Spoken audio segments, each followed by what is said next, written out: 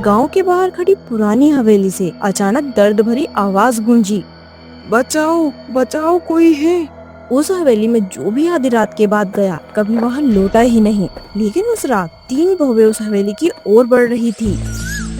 चंपा जो कि घर की बड़ी बहू आईने के सामने बैठकर मेकअप कर रही है, और बिंदिया घर की मंझली बहू जो मोबाइल चला रही है, और घर की सबसे छोटी बहू तुलसी जो कि चक्की पीस रही थी। तभी सासू माँ लाठी पटकते हुए आती है। अरे ओ बहुओ, सारा दिन आराम ही करती रहोगी या कोई काम भी करोगी? हाँ, तीनों बहुएं घबरा जाती है। सासू माँ को सोचते हुए, आज तो इन तीनों को सबक सिखाना ही पड़ेगा। आज मैं तुम तीनों की परीक्षा लेने वाली हूँ।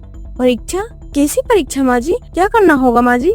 गांव के बाहर जो हमारी पुरानी हवेली है, वहाँ हमारे पुरखों का सोने का मटका छिपा है। यह सुनकर तीनों की आंखें चमक उठती है। तभी बिंदिया कहती है, माँ जी सोने का मटका? हाँ, और जो बहू वहाँ मटका ढूंढ कर ले आएगी वही इस घर की मालकिन बनेगी।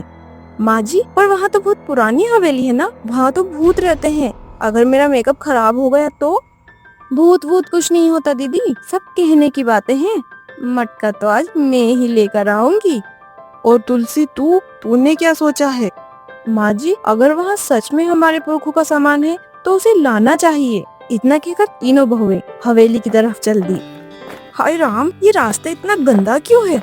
अचानक उसका पैर गोबर में पड़ जाता है। हाय मेरे नए सैंडल, छी!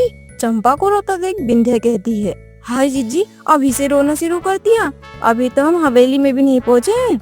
दोनों को झगड़ता देख तुलसी कहती है, धीरे चलिए दीदी, रास्ता बहुत दूर है, आप गिर जाएंगी। मुझे मटके से ज्यादा अपने सैंडल की चिंता है कि इतने महंगे सैंडल थे मेरे। बातें करते करते तीनों बहुएं हवेली तक पहुंच जाती है। मुझे तो यहाँ कुछ भी अच्छा नहीं लग रहा, कितना अंधेरा है यहाँ। अगर कोई भूत निकल आया तो? चंपा का पैर किसी सामान से टकरा जाता है और वहाँ उसी पर उस धूल भरी जगह पे गिर जाती है। बस मैं अब घर जा रही हूँ, यहाँ तो इतनी धूल है, मटका वटका सब माँ जी के बहाने हैं। इतना कहकर चंपा वहाँ से चली जाती है। और तभी बिंध्या इधर उधर मटका ढूंढ रही होती है।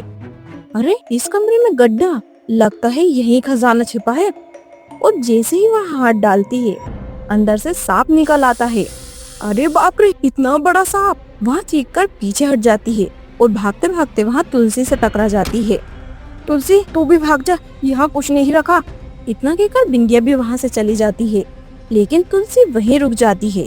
अगर माँ जी ने कुछ कहा है तो कुछ सोच कर ही कहा होगा, भला माँ जी हमसे झूठ क्यों बोलेगी? इतना कहकर तुलसी मटके को इधर उधर ढूंढने लगती है।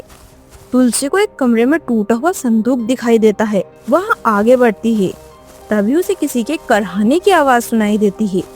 पानी, कोई है, पानी। तुलसी आवाज सुनकर रुक जाती है। एक तरफ उसे किसी की कराहने की आवाज सुनाई दे रही थी और दूसरी तरफ उसे संदूक के पास चमकता हुआ दिखाई दे रहा था। वहाँ एक पल के लिए सोच में पड़ जाती है, अगर मैं पहले खजाना ढूंढूं तो मैं जीत सकती हूँ, लेकिन इधर कोई मुसीबत में है, उन्हें ऐसी मुसीबत में छोड़ना अच्छा नहीं होगा। कुछ पल सोचने के बाद तुलसी उस आवाज की तरफ दौड़ पड़ती है। कमरे के कोने में एक बूढ़ी औरत प्यास से परेशान बैठी होती है। उसकी हालत बहुत गंभीर थी। अरे काकी, आपकी ये हालत कैसे हुई? तुलसी तुरंत उसे अपने साथ लाया हुआ पानी पिलाती है। बूढ़ी औरत की आंखों में आंसू आ जाते हैं। बेटी, भगवान तेरा भला करे। तुलसी उन्हें सहारा देकर उठाती है। तभी पास का पुराना खम्बा हिलने लगता है। साथ ही उस खम्बे के ऊपर रखा छोटा सा संदूक खम्बे के साथ नीचे गिर जाता है। तुलसी देखकर हैरान रह जाती है। तुलसी संदूक उठाती है और बुढ़िया को अपना सहारा देकर अपने घर की तरफ चल पड़ती है। चंपा और बिंदिया पहले से ही घर पहुंच चुकी थी। तभी तुलसी बूढ़ी काकी को सहारा देते हुए घर पहुंची। तुलसी के हाथ में संदूक भी था। हाँ तो बहुओं, कौन लाई सोने का मटका? कौन बनेगी इस घर की मालकिन? सासू माँ की बात सुनकर चंपा कहती है, माँ जी, वहाँ हवेली तो बिल्कुल खंडर थी, जिसमें धूल ही धूल और गंदगी ही गंदगी थी। हाँ माँ जी, और सांप भी थे। हम तो जैसे तैसे अपनी जान बचाकर भाग कर आए हैं। दोनों शर्म से सिर झुका लेती है।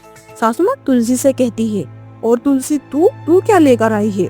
माँ जी, मटका तो नहीं मिला माँ जी। उस हवेली में ये बूढ़ी अम्मा अकेली थी और प्यास से करहा रही थी, तो मैं इन्हें लेकर आ गई। इतना सुनते ही बूढ़ी अम्मा सीधी खड़ी हो जाती है। उनके चेहरे पर मुस्कान आ जाती है। अरे कमला, तेरी छोटी बहू तो सच में हीरा निकली, हीरा। वहाँ सासू माँ के गले लग जाती है। तीनों बहुएं हैरान रह जाती है। तभी चंपा कहती है, आप लोग एक दूसरे को जानती है? हाँ बहू, ये मेरे बचपन की सहेली पार्वती है। मतलब ये सब नाटक था? हाँ बेटी, हाँ, ये सब नाटक था। तभी सासू माँ कहती है, मटका वटका कुछ नहीं था बहू, मैं तुम तीनों की परीक्षा लेना चाहती थी। तभी सासू माँ तुलसी के हाथ से संदूक लेती है और उस संदूक को खोलती है। उसके अंदर पुराने घर की चाबियाँ और पुरखों की कुछ निशानी रखी होती है। आज मुझे यकीन हो गया, घर की मालकिन वह नहीं होती जो सोना ढूंढे। वह चाबियाँ निकालकर तुलसी को दे देती है। बल्कि वह होती है जो मुसीबत में भी किसी का हाथ न छोड़े।